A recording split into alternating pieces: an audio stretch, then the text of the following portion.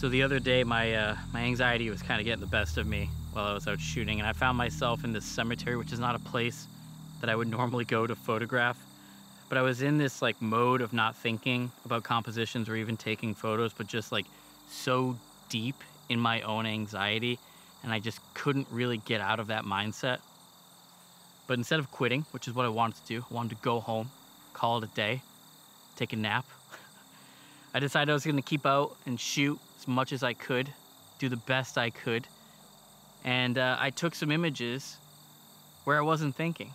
I just let my anxiety dictate what I was going to do. Oddly enough, I found this sort of like hazy clarity in that moment. I took some pictures that I'm happy with. I had a good time at the cemetery, surprisingly. And today, I'm back out trying to harness that hazy clarity that I felt while I roam around.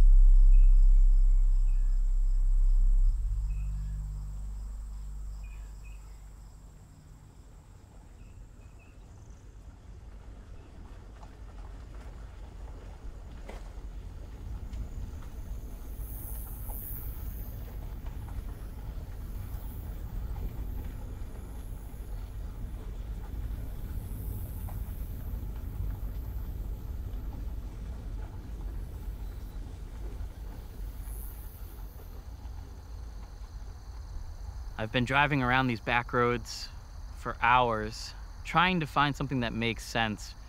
And got out to the meadows here in East Hampton, and I ran into this woman named Mary who was just bird watching on this dirt road. And as I was kind of going by her, she stopped and she was like, "Did you see that yellow warbler that just went by?" And I said, "No, I didn't." And she was like, "Oh, it's so beautiful. It's so yellow, so bright and vibrant. It's beautiful."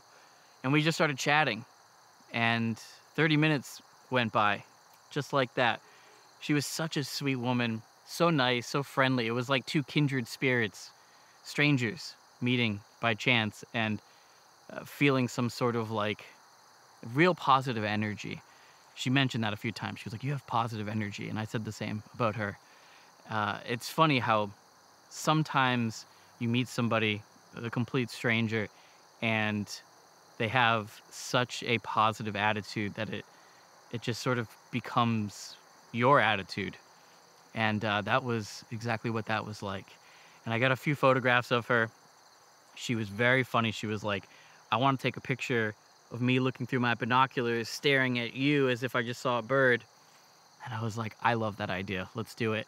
And I thought it was really funny. I hope it comes out all right. I used the flash on that one. And it's funny because I left work today, and all morning when I was at work, I was thinking, maybe I won't go out and shoot. Not really worth it. I'm not feeling inspired. I'm not feeling motivated. It may not be worth driving all the way out there to take pictures of things that maybe I don't feel like taking. And before I left, I thought, what's the harm in trying? What's the harm in going out there and trying to take some photographs? Maybe I'll see something I've never seen before. Or maybe I'll see the same things that I've seen millions of times and not take a single picture. But at the very least, I can try. As R.P. McMurphy once said, At least I tried, dagnabbit.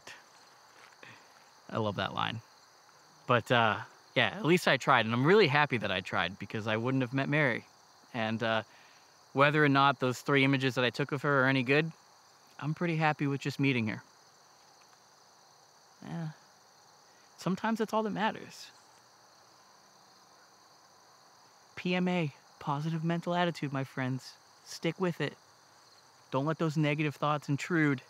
Don't let them bully you. I know that's quite the turn from the beginning of the video where I talked about my anxiety and my fears. But sometimes things change. Let's wander around the meadows here at dusk, see if we can find something.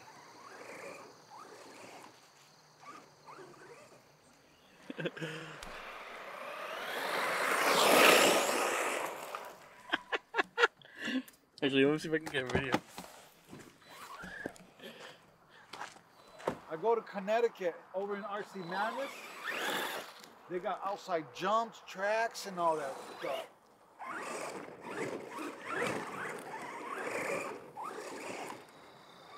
Well, the meadow has provided a lot of interesting things today. I heard this like hissing as I was walking down the path, and I was wondering what that sound was. And I started to walk back to my car, and I got in, and I was like, that was a weird sound. And as I started to drive down the dirt road a little bit, there was this guy racing this RC truck, just kicking up dirt everywhere. And I stopped and talked to him for a little bit. His name was Sean. I got a couple of photographs. The photograph that I was intending to make, that I did make, but I don't think it came out very good, was like having the RC car doing a donut with him in the middle, but he kept spinning around with the car because he couldn't see where it was turning. And I don't think that came out very well, but it's an interesting photo.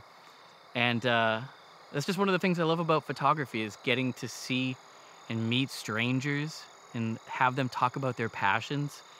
There's something just so special about that. It's one of my favorite things when it comes to photography. Meeting strangers and talking to them about the things they love.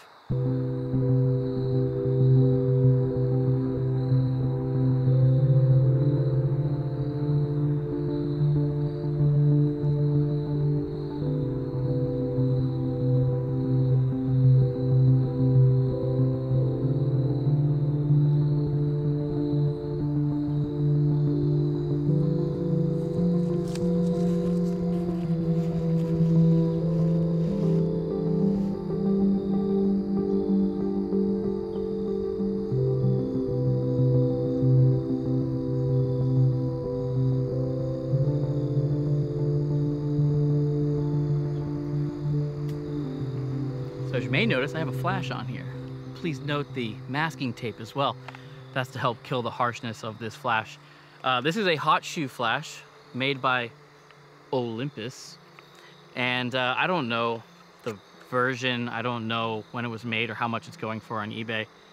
But this is a great little handy compact flash that I've been kind of looking for a long time, that I had in my basement in a tote bag filled with silica gel, keep in mind, of just film stuff. Cameras, lenses, flashes, straps, things that I just don't really use that often, that I just wanted to get out of the office.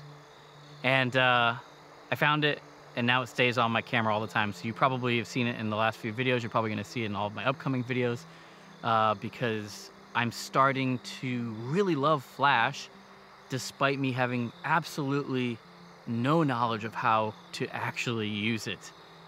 I just select a shutter speed, turn on the flash, and hit the shutter.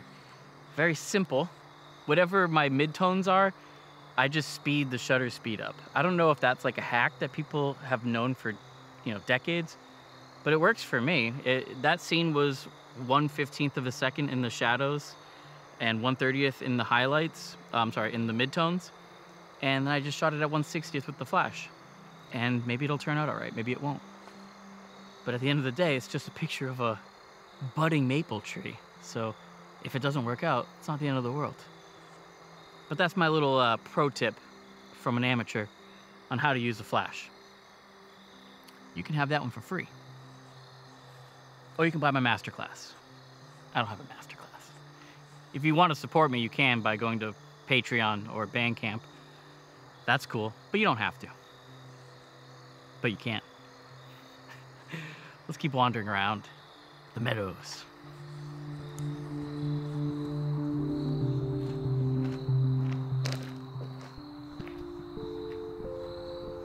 I gotta say, and I know we just talked about how positive that experience of meeting a complete stranger was.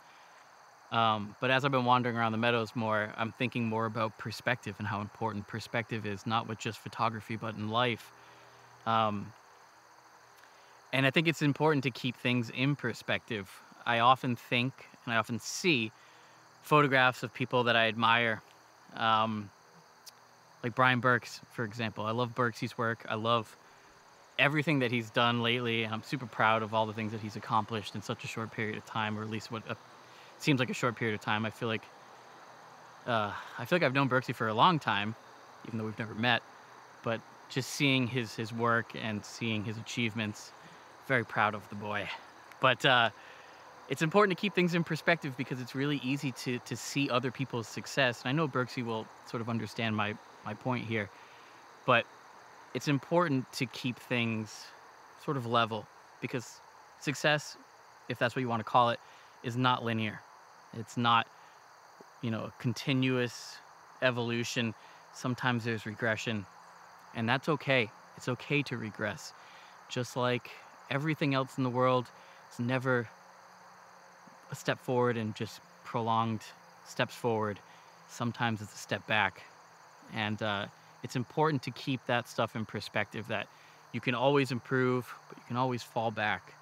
And if you have that sort of idea in your mind or that mentality that it's not linear and that success is kind of a state of mind, it sort of gives you a little bit more ease when it comes to creating stuff, especially in creative arts, whether it's making music, writing, drawing, playing Sims and building towns, like whatever your creative thing is, it's important to keep it in perspective and know that even if you are failing or you feel like you're failing, more importantly, that you can still achieve your goals, you can still achieve your dreams.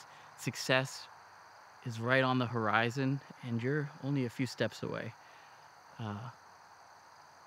And I like to try to keep that in perspective. And meeting Mary has a lot to do with sort of changing my perspective today.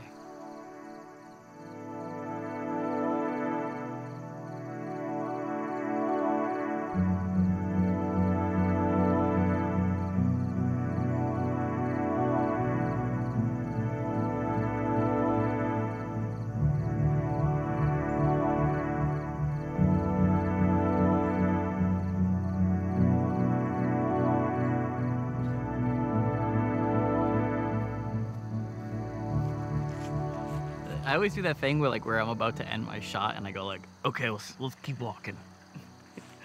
There's no need to be that close to my face. Train horn in the distance.